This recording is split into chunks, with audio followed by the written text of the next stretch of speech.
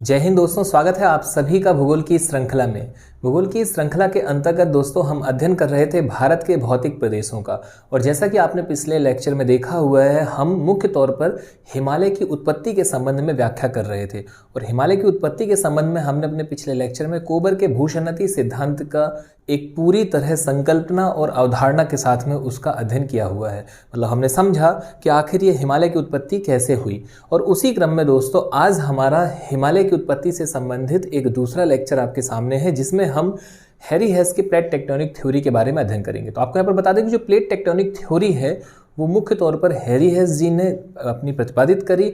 और plate tectonic theory के तहत क्या क्या बिंदु महत्वपूर्ण हैं, एग्जाम से संबंधित क्या क्या महत्वपूर्ण हो सकता है हमारे लिए, उस सभी चीज़ों को हम इस वीडियो में समझने वाले हैं। और सबसे जो ज़्यादा अहम होने वाला है दोस्तों वो ये कि जैसा कि हम जानते हैं कि इस हिमालय की उत्पत्ति, या ना केवल हिमालय, हम हिमालय शब्द के अलावा अगर हम इसे, चूंकि हिमालय एक वलित पर्वत है, एक फोल्डेड माउंटेन है, तो अगर हम इसमें एक पॉइंट इसका रखें कि भाई वलित पर्वतों की उत्पत्ति से संबंधित जो थ्योरम्स हैं, जो सिद्धांत हैं, जो बहुत सारे हमारे भूगोल वेत्ताओं ने प्रतिपादित किए, उसमें सर्वाधिक मान्य जो है दोस्तों, जो सबसे ज़्यादा रिसेंट है, वह है हमारा plate tectonic theorem, plate tectonic theory. तो हम जानते हैं कि जिसे हमने पढ़ा अभी अपने पिछले लेक्चर में, यानी कि कोबर के भूषणति सिद्धांत को, वो एक व्याख्या तो करता है पर एक पॉइंट पे जाकर के कहीं ना कहीं कुछ बिंदुओं पे वो भी पीछे हो जाता है। पर इसकी जो सबसे ज़्यादा सर्वाधिक सारगर्भित व्याख्या है और जो सबसे ज़्यादा मान्य व्याख्या है वह है प्लेट टेक्टोनिक थ्योरम। तो इस लेक्चर में हमारा जो मुद्दा है वह ये कि हम प्लेट टेक्टोनिक थ्योरम को या इस सिद्धांत को हम पूरे तरह से संकल्पनाओं और इसके तथ्यों के साथ में समझने का प्रयास करें। तो आप वीडियो के अंत तक बने रहिएगा, आपके सारे कॉन्सेप्ट यहाँ पर क्लियर होने वाले हैं। तो चलिए ठीक है, बिना समय गवाए हम इसे प्रारंभ करें। सबसे पहले तो आपको यहाँ पर बता दें कि प्लेट टेक्टोनिक जो थ्योरी है इसके अंतर्गत हमें अध्ययन कैसे करना है। तो देखिए, जैसे हमने देखा प्लेट और इसके साथ में हमने देखा टेक्टोनिक, तो अब एक तो महत्वपूर्ण बिंदु ये हो जाता है कि भाई इसमें टेक्निकली इसके जो टर्म है उससे रिलेटेड जो भी महत्वपूर्ण आंकड़े हैं दोस्तों, हम पहले उसे समझें। तो आप जैसे ही यहाँ पर प्लेट देखते हैं तो हमें तो ये पता चले पहले तो कि भाई प्लेट क्या है और ये टेक्टोनिक्स क्या होता है। तो देखिए, प्लेट जो होता है दोस्तों वो वास्तव में प्लेट है एक टुकड़ा। अब बात ये आती है कि आखिर ये टुकड़ा है, तो टुकड़ा है किसका? तो टुकड़ा है दोस्तों ये मुख्य तौर पर अपने, जो हम जानते हैं कि भूपर्पटी है, प्रवार है और क्रोड है। जैसा कि हमने अपने पृथ्वी की आंतरिक संरचनाओं के अंतर्गत इसका अध्ययन किया हुआ है, बचपन से हम पढ़ते चले आ रहे हैं कि ये पृथ्वी जो है इसका ऊपरी भाग जो है दोस्तों ये क्या कहलाता है? ये कहलाता है हमारा भूपर्पटी। ये जो ऊपर का एरिया है आपका, ये हो गया आपका भूपर्पटी यानी कि क्रस्ट।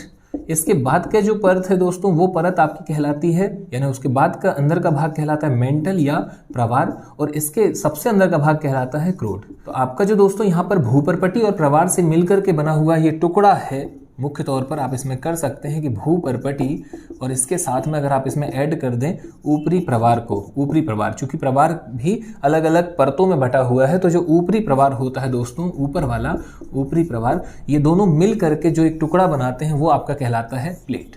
तो आपको प्लेट समझ में आया है यहाँ पर। अब बात ये आती है कि ये टेक्टोनिक क्या है। तो प्लेटों की गति को टेक्टोनिक कहा गया है। जो प्लेट की दोस्तों गति होती है, इसे भी आप नोट कर सकते हैं कि प्लेटों की गति जो होती है ये कहलाती है हमारे टेक्टोनिक। तो प्लेट टेक्टोनिक के अंतर्गत बेसिकली हमें पढ़ना क्या है? तो अब हम इतना तो यहाँ पे समझ पा रहे हैं कि भाई इसके अंतर्गत हमें मुख्य तौर पर प्लेटों की गति से संबंधित जो भी महत्वपूर्ण आंकड़े होंगे उन्हें संग्रहित करना है, हमें उन्हें समझना है, उन्हें पढ़ना है। आगे बात ये आती है कि अब जब हम इसका अध्ययन कर ही रहे हैं तो सबसे पहले तो अब हम ये देख लें कि आखिर हमारी जो ये पृथ्वी है दोस्तों, जिसे हमने देखा कि भूपर्पटी है, प्रवार है और क्रोड है, इसमें प्लेटें कुल कितनी हैं और कैसे इसका अध्ययन हमें करना होता है। तो देखिए, हमने पाया कि भाई इसमें जो आपका ऊपरी परत है, ऊपर की जो भाग है दोस्तों, जैसे हम देखें तो इसमें पूरी एक ये लेयर है।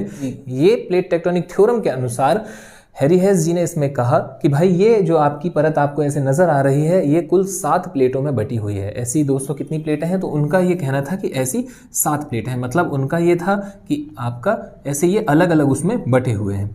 तो आपने देखा कि ये खंडों में ऐसे बटे हुए हैं। अच्छा, दूसरा ये है कि ये जो टुकड़े हैं ये क्या कर रहे हैं? ये गति कर रहे हैं। तो अभी हमने जितना समझा वो ये समझा कि भाई ऊपरी भाग कहलाता है हमारा क्या? क्रस्ट, और उसके बाद का जो एरिया है वो कहलाता है मेंटल। तो यानी कि आपका जो ये क्रस्ट है दोस्तों और ये जो मेंटल है, और मेंटल में भी कौन सा मेंटल? आपका अपर मेंटल, ये दोनों जब मिलते हैं यानी भूपर्पटी और प्रवार, ऊपरी प्रवार जब मिलते हैं तो ये जो टुकड़ा बनता है ये कहलाता है प्लेट। तो ये जो प्लेटें हैं ये कहीं ना कहीं मूव कर रही हैं, कहीं ना कहीं ये क्या कर रही हैं, इनके प्लेट टेक्टोनिक थ्योरम के अनुसार गति कर रही हैं। तो अब हमें ये समझना जरूरी है कि आखिर ये गति करती कहाँ पर है।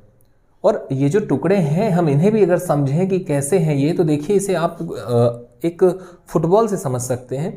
जैसे यदि आपने कोई एक फुटबॉल देखी हुई है या वॉलीबॉल देखी हुई है तो आप पाएंगे कि उसमें उस गोलाकार आकृति में ऐसे अलग अलग खांचे बने हुए होते हैं दोस्तों, आपको ऐसे खांचे दिख जाएंगे। तो ये जो खांचे हैं, ये जो भाग हैं, यही आपका समझने के लिए बहुत आसान तरीके से आपको यहाँ पर एक समझ विकसित कराते हैं कि भाई ये पार्ट्स हैं।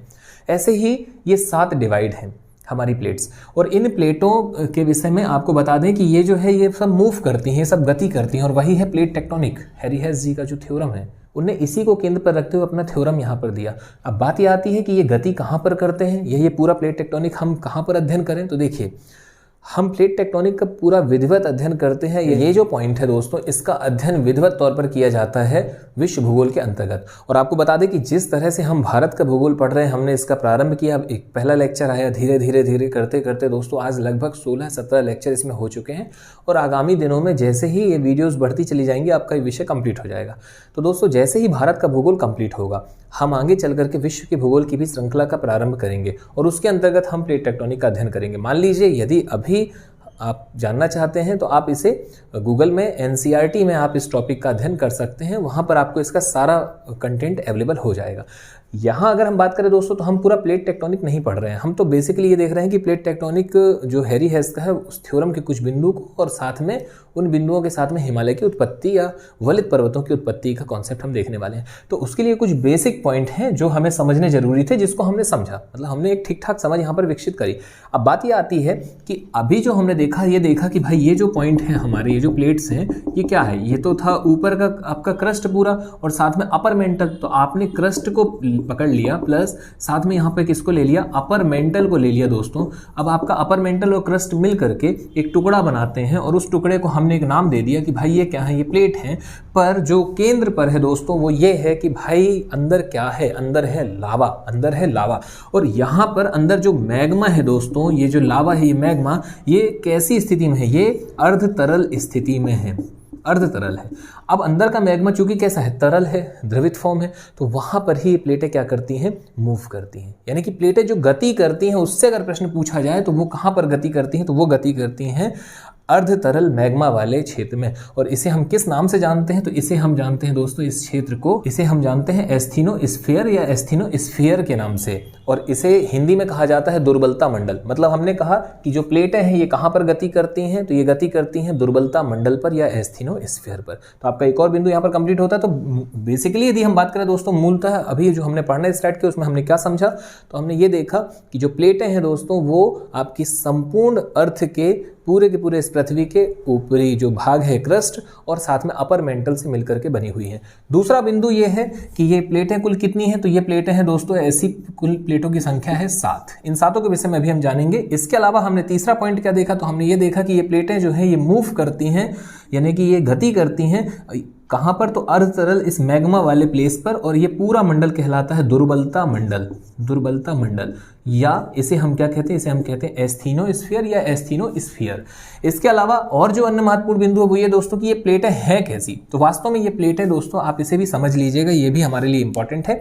ये प्लेटें लगभग आप पाएंगे कि 100 से लेकर के 200 किलोमीटर तक थिकनेस वाली हैं, यानी कि 100 से लेकर 200 किलोमीटर की मोटाई वाली हैं, मोटी हैं दोस्तों ये परतें, ठीक है। 100 से 200 किलोमीटर का तात्पर्य ये है कि भाई कुछ जगहों पर आपको ये प्लेट मिल जाएंगी कि ऐसे सक्रिय हो, पर कुछ जगहों पर ये ऐसे उठी हुई भी हो सकती हैं। तो ये प्लेटों की जो मोटाई है वो वेरिएबल है, पर 100 से लेकर 200 किलोमीटर की मोटाई ये अपने पास में रखती हैं। तो बेसिकली अभी जो हमने समझा वो ये कि प्लेट क्या है, प्लेट के विषय में हमने जाना, प्लेट कहाँ पर मूव करती हैं हमने ये समझा, टेक्टोनिक क्या है, प्लेटों की गति कहलाती हमने ये समझा। और अब हम आगे बात करते हैं हिमालय की उत्पत्ति से संबंधित प्लेट टेक्टोनिक सिद्धांत के बारे में। तो आप इसे नोट कर लीजिए। अब हम आगे बढ़ते हैं। तो अभी हमने चर्चा की थी दोस्तों कि पृथ्वी का धरातल कई प्लेटों में विभक्त है प्लेट टेक्टोनिक थ्योरम के अनुसार। इसके अलावा हमने पाया कि ये जो प्लेट है ये टुकड़े हैं और ये क्रस्ट और ऊपरी मेंटल से मिलकर के बने हुए हैं। इसके अलावा हमने एक और पॉइंट का जिक्र किया था और वो ये कि भाई इन पूरी प्लेटों को या इस पूरे क्रस्ट या इस पूरे क्षेत्र को, भूपटल को हमने 7 प्लेटों पे वर्गीकृत करके बांटा हुआ है। तो जब हमने इसे वर्गीकृत किया हुआ है 7 प्लेटों में, तो सबसे पहले तो हम ये देख लें कि आखिर ये कौन कौन सी प्लेटें हैं और फिर इसके आगे की कहानी को हम कंटिन्यू करते हैं। तो ये जो 7 प्लेट है दोस्तों, इसमें मुख्य तौर पर पैसिफिक प्लेट आती है। पैसिफिक प्लेट को कुछ लोग एक साथ भी रखते हैं, कुछ अलग भी रखते हैं। तो अगर हम इसे अलग करें तो एक प्रशांत महासागरीय प्लेट हो गई और एक अंटार्कटिका महाद्वीपीय प्लेट हो गई। इसके अलावा दूसरी दोस्तों आपका यहाँ पर तो पहला, दूसरा और अब जो तीसरा पॉइंट है वो है यूरेशिया। यूरेशिया को भी कुछ लोग अलग करते हैं यूरोप और एशिया में, पर जनरली ज़्यादातर लोग इसे साथ में रखते हैं। इसे यूरोपीय प्लेट भी कहा जाता है या यूरेशियाई प्लेट कहा जाता है। इसके अलावा एक प्लेट है उत्तरी अमेरिका और दक्षिणी अमेरिकी प्लेट। ये दोनों अलग अलग हैं पर कुछ लोग इसे साथ में रखते हैं। तो आपने ये पाया कि उत्तरी अमेरिका और दक्षिणी अमेरिका की भी प्लेट है। इसके अलावा दोस्तों अफ्रीकन प्लेट है और अफ्रीकन प्लेट के बाद में हमें देखने मिलता है इंडियन प्लेट। और आज हम इसी इंडियन प्लेट और इसी यूरेशियन प्लेट के मध्य का जो महत्वपूर्ण डाटा है उसी के माध्यम से हम समझेंगे इस वलन के बारे में और इस हिमालय की उत्पत्ति के बारे में। तो इंडियन प्लेट में आपने पाएंगे कि यहाँ पर इंडो ऑस्ट्रेलियन प्लेट भी इसे कहा जाता है। तो वास्तव में दोस्तों ये इंडो ऑस्ट्रेलियन इसलिए कहलाती है क्योंकि इसी प्लेट के अंतर्गत इंडिया भी है, हिंद महासागर भी है और ऑस्ट्रेलिया भी आपको देखने मिलता है। इसका जो विस्तार है वो ऑस्ट्रेलिया तक।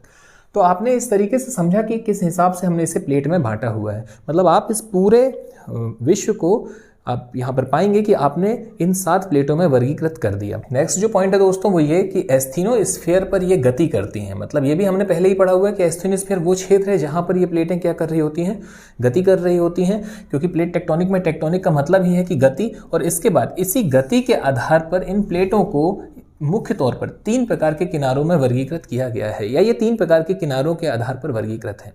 किनारे का तात्पर्य यह है दोस्तों कि जब ये 2 प्लेटें आपस में पास आ रही होंगी या दूर जा रही होंगी या मिल रही होंगी तो उस आधार पर इसका वर्गीकरण। तो हमने इसे एक पॉइंट के रूप में लिखा कि भाई गति के आधार पर प्लेटों के 3 प्रकार के किनारे हमें देखने मिलते हैं। पहला अभिसारी, दूसरा अपसारी और तीसरा संरक्षी। अब ये होते क्या हैं हम उसे देखेंगे, पर उसके पहले हम एक पॉइंट देखते हैं और वह है जहाँ प्लेटों का अभिसरण होता है वहाँ वलित पर्वत बनते हैं।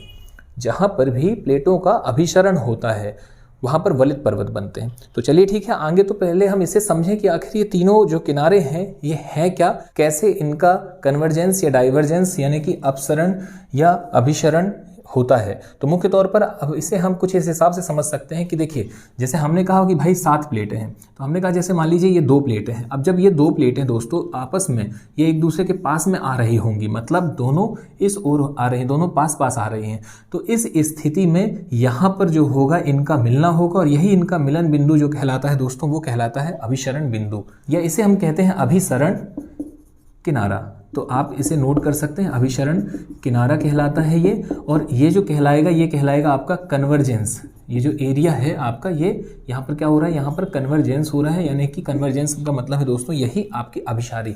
तो इस क्षेत्र को या इन प्लेटों को कहा जाएगा अभिसारी प्लेट। कहने का तात्पर्य ये दोस्तों कि ये जो प्लेस आपका हुआ ये अभिसरण की क्रिया यहाँ पर हो रही है। जबकि जब प्लेटें आपकी दूर दूर हो रही होंगी, जैसे हमने इसमें कहा कि भाई इसमें क्या हो रहा है, इसमें ये प्लेट इस ओर जा रही है और इसमें इस ओर जा रही है, तो ये जो एरिया आपका कहलाएगा दोस्तों ये वाला, ये आपका कहलाएगा दूसरा वाला, यानी कि अपसारी प्लेट। यहाँ पर आप लिख सकते हैं कि ये क्या है, ये आपका अपसरण क्रिया किनारा है और ये क्या हो गई आपका अपसारी किनारा। अब बात ये आती है कि हम इसे और भी अच्छे तरीके से कैसे समझें कि ये आपका कैसा वर्क हो रहा है। तो देखिए, अभिसारी का मतलब है कि 2 प्लेटों का निकट में आना। और देखिए, कोई भी 2 आपके पॉइंट यदि आपस में आते हैं, मान लीजिए एक कार है और एक ट्रक है, अगर ये दोनों आपस में आए और दोनों आ करके एक दूसरे से ऐसे टकराते हैं तो स्वाभाविक सी बात है कि भाई कुछ तो इफेक्ट पड़ेगा। अब इफेक्ट किस पे पड़ेगा, तो जो हल्की है आपकी उसमें आप देखेंगे भारी में भी, दोनों में इफेक्ट पड़ेगा, पर कार जो है वो ट्रक के नीचे समा जाएगी। कार के तो भाई पूरे के पूरे मतलब आप ये मान करके चलिए कि पूरे पुर्जे ही हिल जाएंगे, ट्रक में भी इफेक्ट पड़ेगा इसका।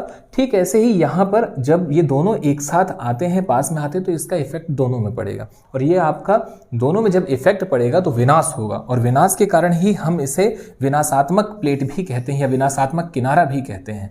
तो ये जो किनारा है दोस्तों ये क्या है, ये कन्वर्जेंस भी है, इसके अलावा अभिसरण किनारा भी कहलाएगा, और इसके अलावा आप पाएंगे इसे हम अभिसारी भी कहेंगे और विनाशात्मक भी कहेंगे, क्योंकि दोनों आकर के आपस में टकराएंगे तो कुछ ना कुछ विनाश तो होगा ही होगा।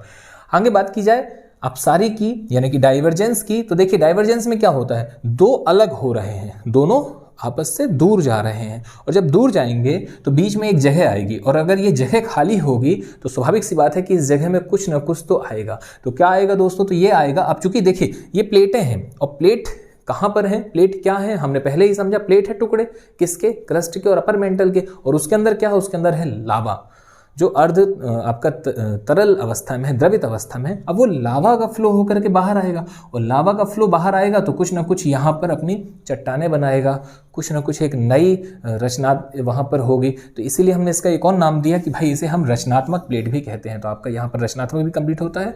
तो इस तरीके से आपने देखा कन्वर्जेंस और डाइवर्जेंस, इसे हम डाइवर्जेंस कहते हैं जब ये दो अलग अलग दिशा में जा रहे हों। इसके अलावा अब बात की जाए संरक्षी प्लेट की। संरक्षी प्लेट क्या है दोस्तों, तो देखिए संरक्षी प्लेट है आपका एक ऐसी प्लेट या एक ऐसी अवस्था जहां पर आप पाएंगे कि ना ही कन्वर्जेंस हो रहा है ना ही डाइवर्जेंस हो रहा है, यानी कि ना ही अभिसरण हो रहा है ना ही अपसरण हो रहा है, अर्थात ना ही वहां पर विनाश हो रहा है और ना ही वहां पर कोई रचना हो रही है। कहने का तात्पर्य यह है कि दो प्लेटें तो हैं पर वो ना ही विनाश कर रही हैं, ना ही वो टकरा रही हैं, ना ही वो बहुत दूर जा रही हैं, दोनों हैं। हाँ ठीक है भाई, स्टेबल है, संरक्षित किनारा उसे कहते हैं हम। इस स्थिति में किसी प्रकार का कोई विनाश नहीं होता है, किसी प्रकार की कोई नई रचना नहीं होती है, तो ना ही वे रचनात्मक है, ना ही वहां पर कन्वर्जेंस है और ना ही डाइवर्जेंस है। उम्मीद है आपको ये पूरे पॉइंट क्लियर हो रहे होंगे। अब आगे बात ये आती है कि जब ये दो प्लेटें आपस में टकराती हैं या दूर जाती हैं तो होता क्या है। तो देखिए जब ये दोनों आपस में टकराएंगी तो टकराने पर यहाँ पर क्या होगा दोस्तों, अभिसरण किनारा है, दोनों टकराए यानी कि अभिसारी वाली प्रोसेस चल रही है, यानी कि कन्वर्जेंस हो रहा है। और कन्वर्जेंस होने पर ही जहाँ पर प्लेटों का अभिसरण यानी कि कन्वर्जेंस होगा वहाँ पर वलित पर्वत बनते हैं। वलित पर्वत बनते हैं का मतलब यह है फोल्डेड माउंटेन स्वतः वहां पर निर्मित होते हैं। यह फोल्डेड माउंटेन की एक प्रोसेस थी।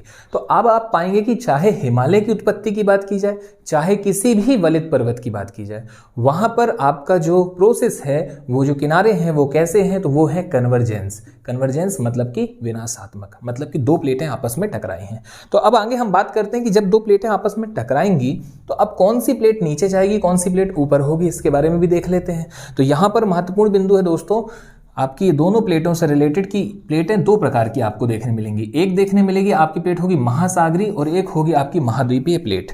तो बात जब की जाए महासागरीय प्लेट की दोस्तों, तो महासागरीय प्लेट जो होती है ये होती है अत्यधिक भारी, जबकि महाद्वीपीय प्लेट होती है हल्की। तो महासागरीय प्लेट चूंकि अत्यधिक भारी होती है, अत्यधिक हैवी होती है, जबकि महाद्वीपीय प्लेट जो होती है ये हल्की होती है। तो स्वाभाविक सी बात है कि जो हल्का होगा वो ऊपर रहेगा और जो भारी है वो नीचे चला जाएगा। तो कहने का तात्पर्य ये है कि मान लीजिए ये एक प्लेट है हमारी, ये आपकी एक प्लेट इस ओर है और एक प्लेट यहाँ पर है। अब ये दोनों प्लेटों में हुआ ये कि एक प्लेट आपकी भारी है, हमने कहा भाई ये वाली प्लेट आपकी भारी है और ये प्लेट आपकी हल्की है। तो जैसे ही जब ये दोनों आपस में टकराएंगी तो अब ये जो प्लेट है दोस्तों आपकी जो भारी वाली प्लेट है, ये टकराते ही क्या होगा, इसका जो ये एरिया है आपका, ये इसके नीचे की ओर जाना स्टार्ट हो जाएगा यहाँ पे ऐसे। तो ये इस तरीके से दो प्लेटें जब आपस में टकराती हैं तो आपका क्या होता है कि एक प्लेट ऊपर की ओर जाती है और एक प्लेट नीचे की ओर जाती चली जाती है। तो ये होता है आपका कन्वर्जेंस। उम्मीद है आपको ये समझ में आ रहा होगा। और इसी कड़ी में क्या होगा, आप देखिए ये जो क्षेत्र है आपका, यहाँ पर चारों तरफ पानी पानी जो भरा हुआ है, इसी में मलबा इकट्ठा होना स्टार्ट हो जाएगा, या कह सकते हैं कि यहाँ पर एक भूसन्नति जैसी आकृति भी निर्मित होनी प्रारंभ हो चुकी है। और अब कोबर का भूसन्नति सिद्धांत यहाँ पर फॉलो हो रहा है। तो देखिए दोनों सिद्धांतों को हमें साथ में ही लेकर के चलना है। हालांकि हमने अभी कोबर को पहले पढ़ लिया है, अभी आपका प्लेट टेक्टोनिक है, पर हमने वहां पर एक चर्चा की हुई थी, एक बिंदु आपके सामने रखा था, वो ये कि भाई कोबर के भूसन्नति सिद्धांत को ही तो कंटिन्यू करता है प्लेट टेक्टोनिक थ्योरम, यानी वहां पर जो कमियां नजर आई उसी को पूरी करने का कार्य यहाँ पर प्लेट टेक्टोनिक ने किया। तो उम्मीद है आपका ये कन्वर्जेंस और डाइवर्जेंस कंप्लीट हो रहा होगा। आगे अब हम बात करते हैं इसी कड़ी को थोड़ा सा और आगे ले जाते हुए हिमालय के बारे में, हिमालय की उत्पत्ति के संदर्भ में। तो अभी तो हमने कहीं ना कहीं इसमें जो टेक्निकल वर्ड्स हैं या उसके जो प्रोसेस है उस सभी चीज़ों को समझा, और अब आगे इसी कड़ी में जब हिमालय की ओर हम जाएंगे दोस्तों, तो हिमालय में सबसे पहले इसका प्रारंभ हम करते हैं उसी एरिया से, यानी कि अपने पूरे प्रारंभ पेंजिया और पैंथालासा से। आप इसका एक स्क्रीनशॉट ले लीजिए, फिर कंटिन्यू करते हैं। तो अब इसी कड़ी में दोस्तों जब हम आगे बढ़ते हैं हिमालय की उत्पत्ति के संदर्भ में, तो सबसे पहले हम प्रारंभ करते हैं अपने पेंजिया वाले एरिया से। हमने पाया कि भाई बीचों बीच का जो एरिया था ये कहलाता था पेंजिया, और इसके अगल बगल में जो जल का क्षेत्र है वो कहलाया पैंथालासा। अब इस पेंजिया में जब विखंडन होता है दोस्तों, ये पेंजिया है, जबकि इसमें जो जल का क्षेत्र है अगल बगल में चारों तरफ, ये आपका क्या है, तो ये है पैंथालासा। अब इस पेंथालासा और स्पेंजिया वाले भाग से जैसे ही प्रोसेस आगे बढ़ती है, मतलब पेंजिया में होता है विखंडन, जैसा कि हमने पहले अध्ययन किया हुआ है, तो ऊपर का भाग और नीचे का भाग ऐसे टूट जाता है। ऊपर कहलाता है अंगारा लैंड और नीचे का एरिया कहलाता है गोंडवाना लैंड। बीचों बीच का जो जल का क्षेत्र आ जाता है दोस्तों, ये सकरा, ये कहलाता है टेथिस सागर। इसे नाम दिया गया टेथिस सागर। ये सारी चीज़ें हमारी पहले से ही क्लियर हैं। अब मतलब हम ये आपको समझाना चाह रहे हैं कि बीचों बीच का जो पॉइंट है वो क्या है, पेंजिया, यही आपकी वो फुटबॉल है। और उसी फुटबॉल में अब आप पाएंगे कि प्लेट आपको देखने मिलेंगी, और वो प्लेट अभी 2 प्लेटें हो चुकी हैं जो आप यहाँ पे देख पा रहे हैं। ऊपर की प्लेट आपकी कहला रही है अंगारा और नीचे की गोंडवाना लैंड। इसके अलावा जब इसमें और विखंडन हमें देखने मिलता है तो सबसे पहले जो विखंडन हुआ दोस्तों वो अंगारा में होता है। और अंगारा का विखंडन हमें देखने मिलता है इसमें कि भाई यहाँ पर अब ये नॉर्थ अमेरिका देखने मिल गया। इसके अलावा ये जो भाग है ये कहलाता है यूरेशिया, यानी कि यूरोप और एशिया की प्लेट ये निर्मित हो चुकी है। अब धीरे धीरे और भी प्लेटें निर्मित होंगी, जिसमें एक साउथ में आप देखेंगे यहाँ पे आपको साउथ अमेरिका मिल जाता है। इसके अलावा नीचे गोंडवाना वाले भाग से, ऊपर के भाग से आपका क्लियर है कि ऊपर में अंगारा में आपके 2 भाग बढ़ चुके हैं, नीचे वाले में आपका दक्षिण अमेरिका हो गया। इसके अलावा आपका यहाँ पर आपको अंटार्कटिका देखने मिलता है, इस वाले ब्लॉक में ऑस्ट्रेलिया देखने मिलता है, और यहाँ पर बीचों बीच में कहीं ना कहीं ये वाला जो भाग है ये आपका कौन है, ये है अफ्रीका। ये अफ्रीका वाला प्लेट है दोस्तों, अफ्रीकन प्लेट। और इसी में जुड़ी हुई है भारतीय प्लेट, यानी कि इंडिया जो है, प्रायद्वीपीय भारत जो है वो यहाँ कहीं है। तो इंडिया प्लेट की यदि हम बात करें दोस्तों तो इंडियन प्लेट यहाँ से ले करके ये पूरा इतना एरिया कवर करता है। ये ऑस्ट्रेलिया, क्योंकि ऑस्ट्रेलियन प्लेट भी इसी में है, तो ये जो ब्लॉक है दोस्तों ये आपकी इंडियन प्लेट आपको देखने मिलती है। इतना भाग आपका ये पूरा का पूरा क्या है, ये इंडियन प्लेट है।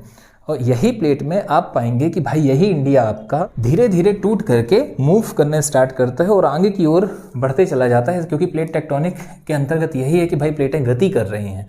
मतलब हम मोटे तौर पर कह सकते हैं कि हैरी हेस जी का ये कथन था कि प्लेटें जो हैं, जो ये 7 प्लेटें हैं संपूर्ण, ये गति कर रही हैं। और गति करने में होता यह है कि अगर 2 प्लेटें एक दूसरे से दूर जा रही हैं तो कोई तो दूसरी प्लेट होगी जो किसी के नज़दीक आ रही होगी। और इसी कड़ी में उनने यहाँ पर अपना इफेक्ट रखा कि अफ्रीकन प्लेट से जब यहाँ पे इंडियन प्लेट जो आपकी कनेक्टेड थी, जब ये इससे टूटता है प्रायद्वीपीय भारत और अलग होता है, तो ये धीरे धीरे मूव करते हुए यहाँ चला जाता है और जा करके ये इस पॉइंट पे यूरेशियन प्लेट से टकराता है। जब ये यूरेशियन प्लेट से इंडियन प्लेट टकराती है तो वहाँ पर सबमर्ज्ड हो जाती है। और उसका कारण क्या है वो अभी हम आगे चर्चा करने जा रहे हैं, क्योंकि अब हम प्लेट पर ही चर्चा करेंगे। अब हम बेसिकली जो डायग्राम बनाएंगे वो ऐसा ना बनाते हुए एक प्लेट बनाएंगे और प्लेट पर चर्चा करेंगे कि कैसे टेथिस सागर का यहाँ पर समापन हो रहा है। इसके अलावा यहाँ हमारे हिमालय की उत्पत्ति हमें देखने मिलती है, कैसे टेथिस सागर में अवसाद जमा हुए और वहाँ पर वलन हुआ। तो सारी चीज़ें हम इसमें अभी आगे समझने वाले हैं। बहरहाल यहाँ प्लेट टेक्टोनिक थ्योरम के अंतर्गत अब तक हमने जो समझा उसमें मुख्य तौर पर यही है कि हैरी हेस जी यहाँ हमें समझाने का प्रयास कर रहे हैं कि जो प्लेट्स हैं वो मूव कर रही हैं। और इंडियन प्लेट के बारे में आपको बता दें कि इंडियन प्लेट ऐसे ही मूव की है धीरे धीरे। मतलब एक पॉइंट आपका यहाँ पे ये निकल करके आता है कि इंडियन प्लेट किस ओर मूव की, तो हमने कहा भाई उत्तर पूर्वी दिशा में। इसके अलावा किस डायरेक्शन में, आप यदि देखेंगे, आपने रीजनिंग पढ़ा है, कैलेंडर टॉपिक पढ़ा है, तो आप पाएंगे क्लॉकवाइज होता है कि एंटी क्लॉकवाइज होता है। तो ये जो डायरेक्शन है दोस्तों ये कैसा है, ये आपका इसका एंटी क्लॉकवाइज है। तो ये भी एक प्रश्न के रूप में आपको देखने मिल सकता है कभी। एंटी क्लॉकवाइज आप इसे नोट करके रखिएगा, या उत्तर पूर्वी दिशा की ओर या उत्तर पूर्वी क्षेत्र की ओर ये क्या हुई, आपकी इंडियन प्लेट मूव हुई है। आगे अब हम बात करते हैं दोस्तों मुख्य तौर पर प्लेटों को लेकर के, इंडियन प्लेट और अफ्रीकन प्लेट कैसे टूटती है, यानी इंडियन प्लेट अफ्रीकन प्लेट से कैसे अलग होती है। इसके अलावा यूरेशियन प्लेट से कैसे टकराती है। इसके अलावा हिंद महासागर का जो मुहाना है वो कैसे ओपन होता है, या हिंद महासागर कैसे फैलता है चारों तरफ। और उसके साथ ही हम यहाँ पर अध्ययन करेंगे टेथिस सागर का जो है पतन और हिमालय की उत्पत्ति। तो ये सारे बिंदु हमें इन प्लेट के माध्यम से अब समझ में आने वाले हैं, क्योंकि इसके पहले जो हमने समझा हुआ वो ये देखा था कि भाई अभी क्या था, अभी इसके पहले सब एक थे, पेंजिया था, पेंथालासा था, और उसके बाद गोंडवाना लैंड, अंगारा लैंड हुए, जबकि वहाँ पर भी अभी कनेक्ट है। मतलब आप सिर्फ इतना अपने कॉन्सेप्ट को बिल्डअप कीजिए कि भाई जब सबसे पहले आप हमें बताना स्टार्ट कर रहे हैं, जब आप हमें समझा रहे हैं, तो सबसे पहले हो क्या रहा है इस क्रम में, पेंजिया है, पेंथालासा है, फिर ये टूट करके अंगारा और गोंडवाना में बटे।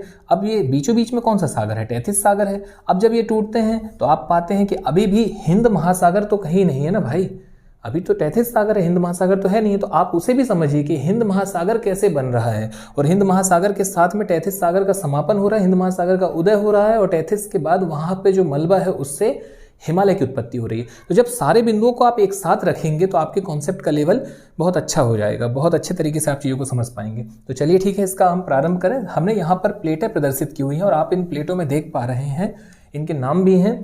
सबसे पहले हम बात करें तो आप देख रहे हैं इस साइड में अफ्रीकन प्लेट आपको देखने मिलती है। इसके बाद अफ्रीका के बाद आपकी इंडियन प्लेट है जो कि अभी कनेक्टेड है अफ्रीका से। अफ्रीका इंडियन अब यहाँ से ब्रेक हो रहा है, यानी कि हम कह सकते हैं कि ये क्रिटेशियस काल का दौर चल रहा है। आज से लगभग 200 मिलियन वर्ष पहले की बात चल रही है और भारतीय प्लेट अफ्रीकन प्लेट से टूट करके अलग हो रही है। तो आप इसमें इसे नोट भी करते चले जाइएगा। आप सभी बिंदुओं को अपनी स्वेच्छा अनुसार आपको जो पॉइंट ठीक लगे, आपको जहाँ पर जो समझ में नहीं आ रहा है, आप एक बार फिर से रिवर्स करके उसको देखिए, सुनिए और उसे नोट कीजिए। तो आप अपनी हेडिंग बनाएंगे हिमालय की उत्पत्ति, प्लेट टेक्टोनिक थ्योरम, और उसमें सबसे पहले आपका जो पॉइंट हुआ वो कौन सा था कि भाई पेंजिया पैंथालासा, फिर ये ब्रेक हुए, गोंडवाना लैंड, अंगारा लैंड, फिर ये और ब्रेक होते हैं।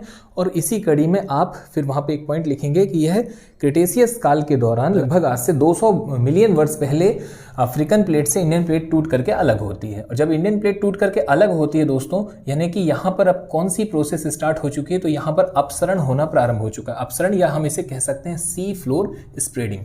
सी फ्लोर स्प्रेडिंग का जो सिद्धांत है दोस्तों, ये भी दिया था हैरी हेस जी ने। सागर नितल प्रणाली, सागर नितल प्रणाली वहां पर होनी प्रारंभ हुई, अर्थात अपसरण होना प्रारंभ हुआ। तो हम कह सकते हैं कि अब अपसरण का मतलब यह है कि दो प्लेटें अलग हो रही हैं, एक प्लेट इस ओर जा रही है और एक प्लेट इस ओर जा रही है, दोनों अलग। जब अलग होती हैं तो हम जानते हैं कि यहाँ पर रचनात्मक भी हम इसे कह रहे होते हैं। इसके पहले ही हमने इसे समझा है कि हम अपसरण वाले किनारों को या अपसारी किनारों को, जहाँ पर डाइवर्जेंस हो रहा होता है, उसे हम रचनात्मक किनारा भी कहते हैं, क्योंकि वहाँ पर कुछ ना कुछ रचना जरूर होती है।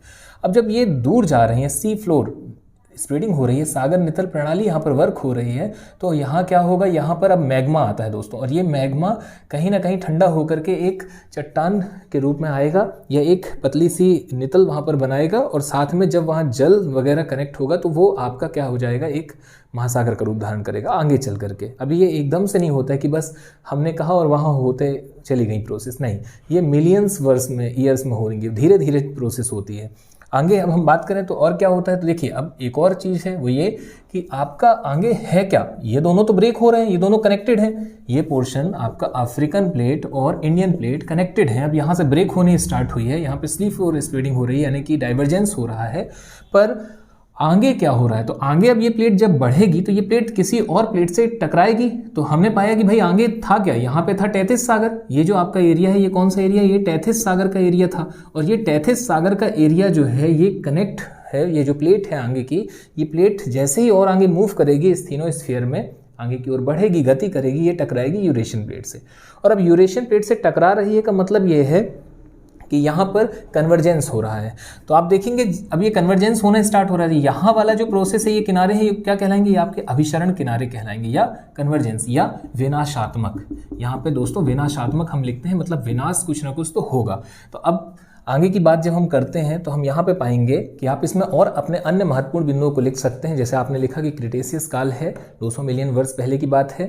क्या होना स्टार्ट हुआ है, तो बोले इंडियन प्लेट अफ्रीकन प्लेट से टूटनी स्टार्ट हुई। सेकंड पॉइंट, अफ्रीकन प्लेट और इंडियन प्लेट के बीच में सी फ्लोर स्प्रेडिंग हुई या अपसरण किनारे या रचनात्मक किनारे हुए, और इससे हिंद महासागर यहाँ पे आकार लेना प्रारंभ हुआ। इसके अलावा आगे बात करी जाए तो अब इंडियन प्लेट आगे की ओर, ये थर्ड पॉइंट है, इंडियन प्लेट आगे की ओर मूव करता है, ये करती है, और इसके अलावा आगे जाकर के वो यूरेशियन प्लेट से टकराती है। और इस दौरान वहाँ पर विनाशात्मक किनारे जन्म लेते हैं, या उसे हम क्या कहते हैं, उनका अभिसरण होता है। और अब आगे क्या होता है दोस्तों, तो जैसे ही टैथिस सागर वाला जो एरिया है, यहाँ पर आप पाएंगे कि जैसे ही इंडियन प्लेट यूरेशियन प्लेट से टकरा करके और उसमें अभिसरित होनी प्रारंभ होती है। अब बात ये आती है कि अभिसरित हो रही है वहां पर कैसे।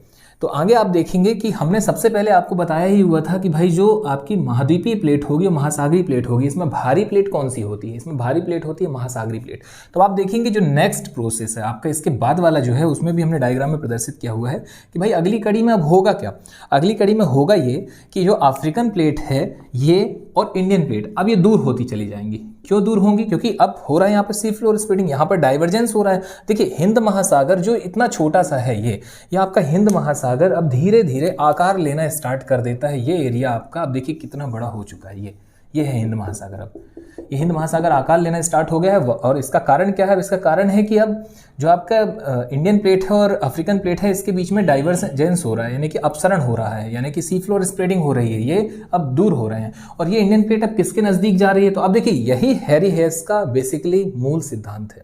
उनका जो थ्योरम था वो यही था कि भाई अगर दो प्लेटें एक दूसरे से दूर जाएंगी तो कोई दो प्लेटें एक दूसरे के नज़दीक आएंगी, और इसी कड़ी में इंडियन प्लेट नज़दीक जा रही है किसके, यूरेशियन प्लेट के, यानी कि यूरोप और एशियन के प्लेट के। अब आप देखिए वहाँ हो क्या रहा है भाई, अब ये टेथिस सागर संकुचित होना प्रारंभ हो जाता है। और टेथिस सागर क्यों संकुचित हो रहा है, अगर हम उस पर जाएं तो आप पाएंगे कि जो इंडियन प्लेट है ये सबमर्ज्ड हो चुकी है, ये अब नीचे की ओर जा रही है। और ये नीचे की ओर क्यों जा रही है, क्योंकि ये जो एरिया है आपका, यहाँ पर क्या है, यहाँ पे आपका भाई सागर है, तो प्लेट जो है वो हैवी होगी, ऑब्वियस सी बात है, क्योंकि हमने इसके पहले ही आपको बता दिया है कि जब कॉन्टिनेंट की बात आएगी, जहां पर आपका महाद्वीप होगा, वहां पर आप पाएंगे कि वो वाला जो एरिया है आपका वो कैसा होगा, वो प्लेट आपकी हल्की होगी, जबकि महासागर वाली यानी कि ओशियनिक प्लेट जो होती हैं ये हैवी होती हैं। ये क्यों होती हैं हैवी और वो क्यों होती है हल्की, तो आप उसे भी नोट कर लीजिएगा। जो महासागरीय प्लेट होती हैं दोस्तों, उस पर बेसाल्ट की मात्रा अधिक होती है, और बेसाल्ट की मात्रा अधिक होने के चलते वो भारी होती हैं, जबकि महाद्वीपीय प्लेट जो होती हैं ये इसलिए हल्की होती है क्योंकि इसमें बेसाल्ट की मात्रा कम पाई जा रही है।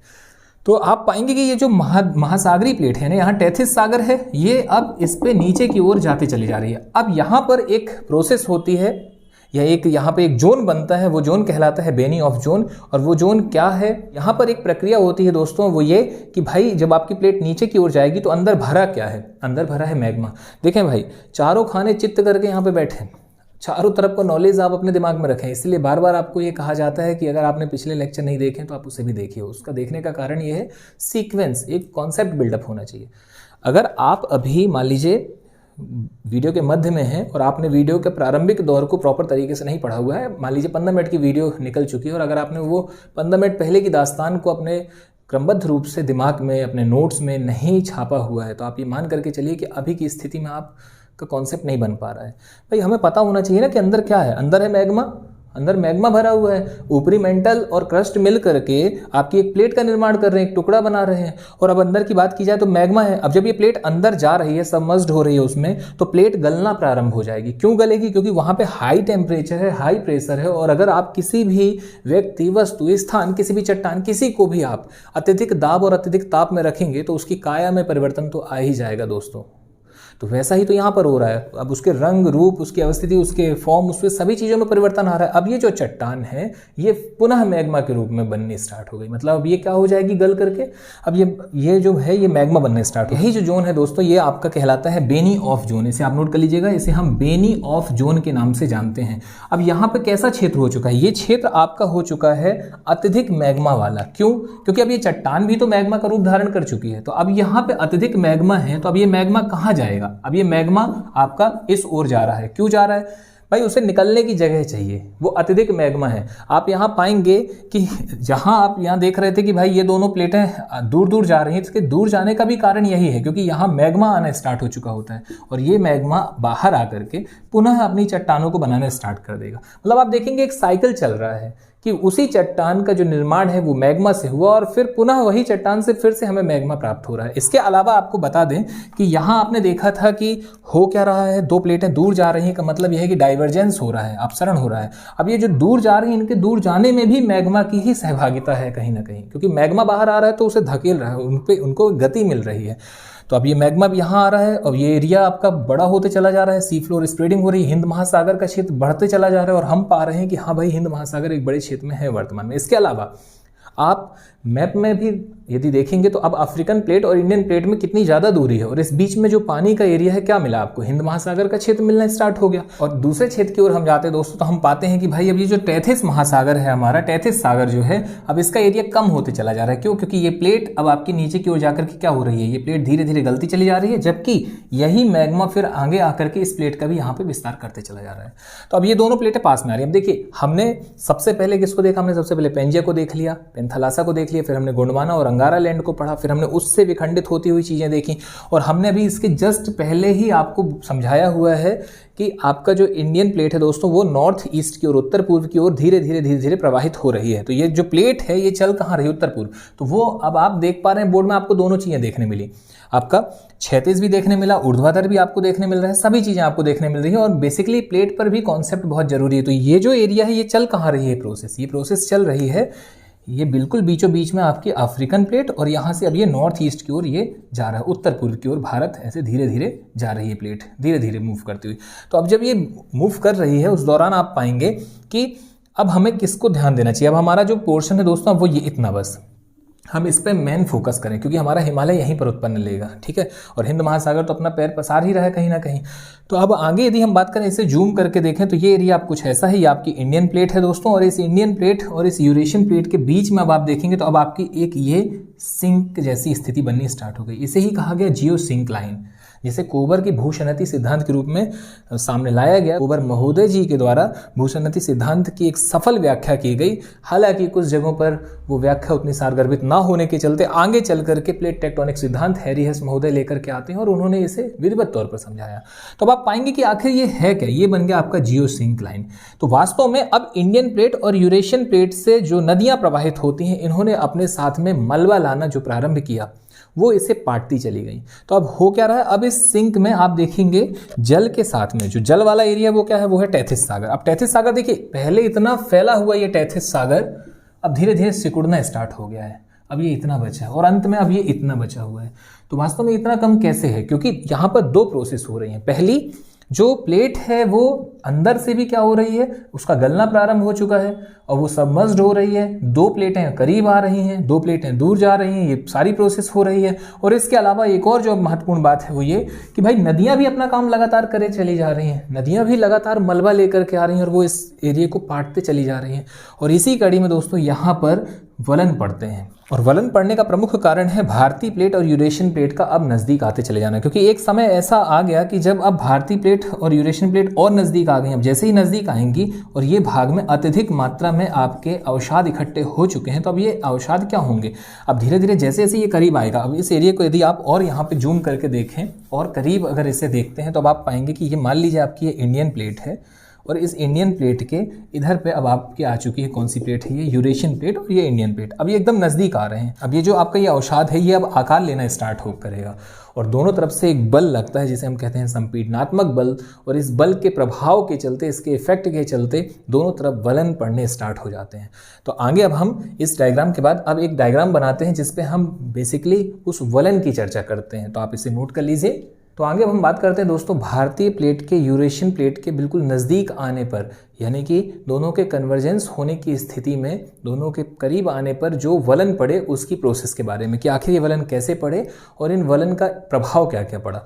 तो आपको यहाँ पर बता दें कि टैथिस भूषणति धीरे धीरे जब अवसादों से भर गई, मलबा से भर गई और दोनों तरफ की प्लेटों से संपीडनात्मक बल लगा तो उसमें वलन पड़े। और अब ये जो फोल्ड थे इसके विषय में आपको पहले भी हमने बताया हुआ है और आप इसे फिर से देख सकते हैं। यहाँ पर ये वलन दोस्तों कुछ इस हिसाब से पड़ते हैं कि मान लीजिए जैसे ये दोनों तरफ से आप देखेंगे, जैसे ही दबाव होगा तो ये दबाव जो दो प्लेटें हैं, ये एक प्लेट हो गई आपकी, दूसरी इंडियन प्लेट हो गई, ये दोनों प्लेटें जब दबाव देंगी तो बीच का भाग ये उठते चला जाएगा।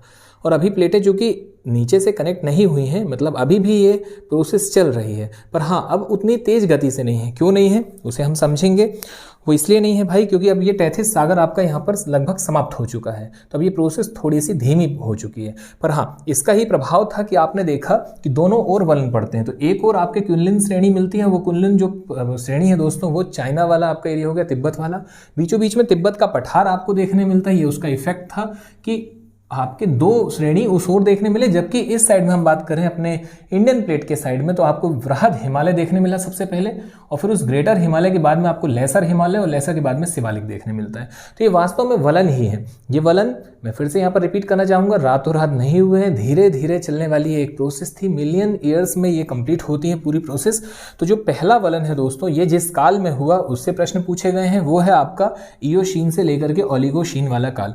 जबकि जो दूसरा वलन है वो मायोशीन वाले कल्प में और तीसरा वलन जो है ये प्लायोशीन वाले कल्प में होता है।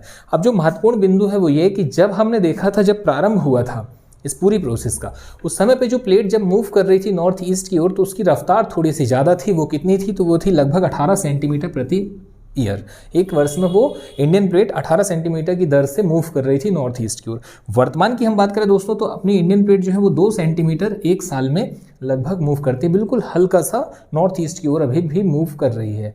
इसके अलावा यदि बात की जाए अब हिमालय के उत्थान और शिवालिक और बाकियों के उत्थान के बारे में, तो आपको यहाँ पर बता दें कि जब वलन पड़ा और जो वलित मोड़ हुए, इस टैथिस सागर वाले एरिया के अवसादों से जो वलन हुआ उसमें जब वृहद हिमालय उठना स्टार्ट हुआ दोस्तों, तो सबसे लेट जो प्रोसेस हुई है वो यहीं तक की हुई है। एक तो ये वाला भाग है हमारा, ठीक है। ये चाइना वाला जो क्षेत्र है क्विलिन श्रेणी वाला, इधर पे वलन पड़ा और दूसरा वलन इस कोने पे पड़ता है, यानी कि दोनों किनारों पर वलन पड़े। यहाँ का जो वलन है वो हमारे वृहत हिमालय के रूप में हमें देखने मिलता है।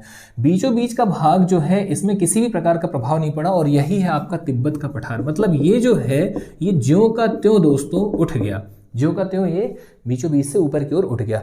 तो अब जब बात की जाए वृहत हिमालय और लघु हिमालय और शिवालिक की, तो आपको बता दें कि यहाँ पे वृहत हिमालय ही था जो सबसे लेट ऊपर की ओर गया है। वो क्यों? तो उसका कारण था कि भाई इसे उस हिसाब की कंडीशन नहीं मिली, इसे जैसा था, जो फोल्ड थे, जैसे नेचुरल कंडीशन चल रही थी वैसे चलती चली गई। आगे चल करके क्या हुआ, इस नेचुरल कंडीशन में थोड़ी सी और गति मिलती है, वो कुछ इस हिसाब से कि भाई वृहत हिमालय जब आकार ले लेता है और ये समय चल रहा है इयोशीन और ओलिगोशीन के मध्य का, जैसे ही वृहत हिमालय आकार ले लेता है दोस्तों, तो ये वृहत हिमालय पर इसकी चूंकि ऊंचाई अत्यधिक है और इसकी ऊंचाई लगभग 4000 से लेकर के 6000 मीटर से भी अधिक है, इससे भी अधिक है। आप पाएंगे कि जो हिमनद वगैरह हैं ये जमने स्टार्ट हो जाते हैं लगभग 4500 से ऊपर की ऊंचाई पर, 4400 से 4500 की जो आधार रेखा है उससे ऊंचाई पर आप जाएंगे तो आप पाएंगे वहाँ पर हिमनद आपको मिलने लगेंगे, यानी ग्लेशियर वगैरह। तो ठीक ऐसा ही यहाँ पर होता है कि भाई 4000 से 6000 से भी अधिक ऊंचाई है इस वृहद हिमालय की। तो अब चूंकि आप 4500 से ऊपर पर हैं तो इस एरिया में बहुत सारे हिमनद आकार लेना स्टार्ट कर देते हैं, यानी कि ग्लेशियर वगैरह जमते हैं। और इन्हीं ग्लेशियरों के चलते अब देखिए हुआ क्या, एक तो ग्लेशियर, दूसरा ये कि आप इतनी ऊंचाई सामने ला करके खड़ा कर चुके हैं, तो अब जो दूसरी कंडीशन है, जो जलवायु वगैरह है, वो हवा को रोक करके, जो गर्म हवाएं हैं उनको रोक करके इसने बरसात कराना भी स्टार्ट कर दिया। हम पढ़ेंगे उसे, हम सारी चीज़ें समझेंगे, हम जलवायु वाले अध्याय में उसका भी अध्ययन करेंगे कि कैसे कोई पर्वत वर्षा कराने में अहम भूमिका अदा करता है, उसका भी अध्ययन करेंगे। यहाँ आप इसे संक्षिप्त रूप में समझ सकते हैं। देखिए, गर्म जो जलधाराएं होती हैं वही वर्षा करती हैं, और ये जब गर्म जलधाराएं चलती हैं तो बीच में यदि कोई पर्वत मिला तो उससे टकरा करके ये ऊपर की ओर जाती हैं और ऊपर ठंडक में बदल जाती हैं, ठंडी जलधारा हो जाती है और वहीं पर अब वो अपना जल छोड़ देती हैं, मतलब वहीं पर वर्षा हो जाती है। तो देखें आप यहाँ पर इसी कड़ी में होता क्या है कि जो हवाएं गर्म जलधाराएं आ रही होती हैं इस इंडियन प्लेट के साइड से, यानी कि इस एरिया से, वो इस हिमालय से टकरा करके और यहीं पर ठंडी होकर के बरस जाती हैं। तो एक तो पानी मिलना स्टार्ट हो गया तेजी से, किसको? नदियों को, क्योंकि नदियां तो है ही। दूसरा, नदियों को पानी मिला किससे? तो ग्लेशियर वाले भाग से। तो नदियों ने और भी दोहरी गति से अवसादों को लाना प्रारंभ कर दिया। मतलब ये जो आपका वृहद हिमालय है इसके बनने में तो समय लगा था, पर इसके बाद के जितने हिमालय हैं लघु और शिवालिक, लघु में इससे कम समय लगा और शिवालिक में तो बहुत ही कम समय लगा। क्यों? क्योंकि नदियां यहाँ से निरंतर निकलती थी और कंटिन्यू इनके पोर्शन को काट काट के आगे अवसाद जमा करती चली गई और ये वलन की प्रोसेस चलती चली गई। तो ये तो हुआ सिक्के का एक पहलू दोस्तों कि आखिर कैसे ये वलन पड़े, कैसे वृहद लघु और शिवालिक हिमालय ने आकार लिया। और आपके पास में इसका कल्प भी है, समय भी है, और ये कुछ फैक्चुअल आंकड़े भी आपके पास में है। आपको बता दें, हिमालय आज भी 100 वर्षों में 20 सेंटीमीटर की दर से लगभग ऊपर बढ़ रहा है, ऊपर की ओर इसकी ऊंचाई जा रही है। जबकि शिवालिक की बात करें तो शिवालिक बहुत तेजी से लगभग 10 मीटर पर 100 ईयर में ऊपर की ओर ये जा रहा है, यानी ऊंचाई की ओर बढ़ रहा है। नेक्स्ट पॉइंट जो इंपॉर्टेंट है वो ये कि ये जो आपका बेनी ऑफ जोन था दोस्तों, ये बेनी ऑफ जोन, इसके विषय में भी कुछ चर्चा कर ही लेते हैं यहाँ पर।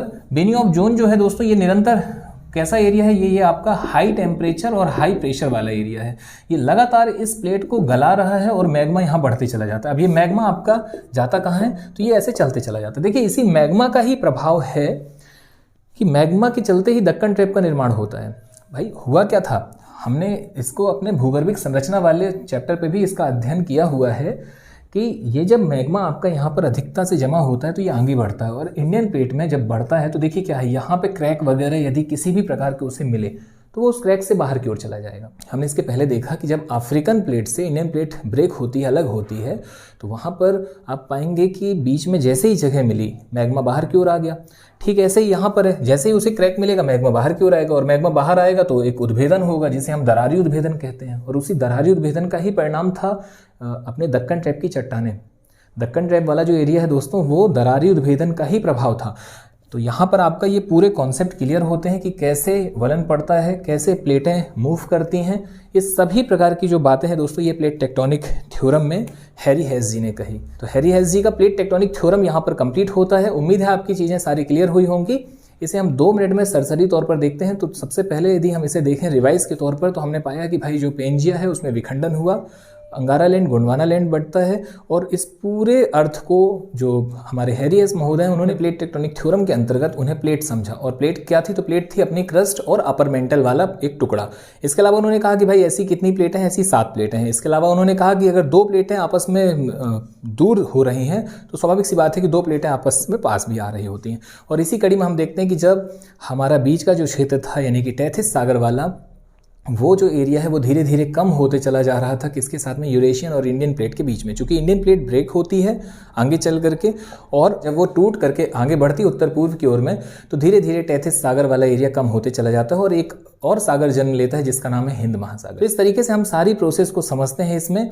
और यही है हैरी हेस जी का प्लेट टेक्टोनिक थ्योरम, जिसके अनुसार 2 प्लेटें आपस में यदि पास आएंगी तो स्वाभाविक सी बात है जो भारी प्लेट है वो नीचे की ओर चली जाएगी और बेनी ऑफ जोन बनेगा। बेनी ऑफ जोन क्या है दोस्तों? तो हाई टेम्परेचर और हाई प्रेशर वाला एक जोन जहां पर प्लेटें गलनी स्टार्ट हो जाएंगी और मैग्मा बढ़ेगा। अब मैग्मा बढ़ेगा तो मैग्मा अपने लिए जगह ढूंढेगा। और हमने पाया कि जब ये प्लेटें अलग होती हैं तो इनके किनारे 3 प्रकार से होते हैं, एक अभिसारी, एक अपसारी और एक होता है संरक्षी प्लेट या संरक्षी किनारा। तो जो अभिसारी है वो कन्वर्जेंस है दोस्तों, पास में आया तो वहां पर विनाश होगा, विनाशात्मक। दूसरा टकराएंगी। दूसरे में आपने ये पाया कि भाई डाइवर्जेंस जिसमें अलग जाएंगी। और तीसरा है संरक्षी जिसमें कोई इफेक्ट नहीं पड़ेगा। तो ये सारी चीजें समझते हुए अंततः हमने पाया कि भाई जो टैथिस सागर है वहां पर वलन पड़ता है इंडियन प्लेट के यूरेशियन प्लेट के करीब जाने के कारण, उससे टकराने के कारण यहाँ पर वलन पड़ता है। और इसी वलन का परिणाम था वृहत हिमालय। वृहत हिमालय के बाद मध्य हिमालय, लघु हिमालय जिसे हम कहते हैं, और उसके बाद शिवालिक ने बहुत ही तेजी से आकार लिया। इसके अलावा एक और पॉइंट दोस्तों, यहाँ जो शिवालिक वाला जो एरिया है, जो शिवालिक वाला जो जोन आप देख रहे हैं, ये सबसे लास्ट का है, सबसे नवीनतम है। ये अभी भी ऊपर की ओर बढ़ रहा है।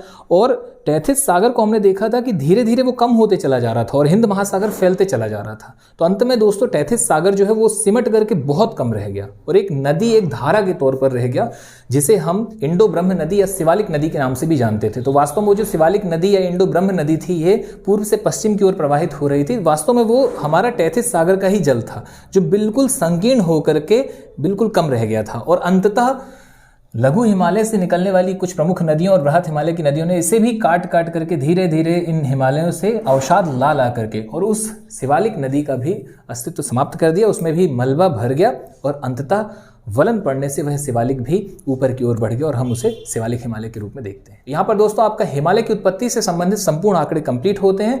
नेक्स्ट पार्ट में हमारी मुलाकात होगी जिसमें हम चर्चा करेंगे हिमालय के कुछ प्रमुख विशेषताओं और हिमालय के विभाजन, अर्थात ट्रांस हिमालय, वृहत हिमालय, ग्रेटर हिमालय और शिवालिक हिमालय के कुछ विशेष तथ्यों के बारे में। तो चलिए ठीक है, धन्यवाद। मुलाकात नेक्स्ट पार्ट में। जय हिंद, जय भारत।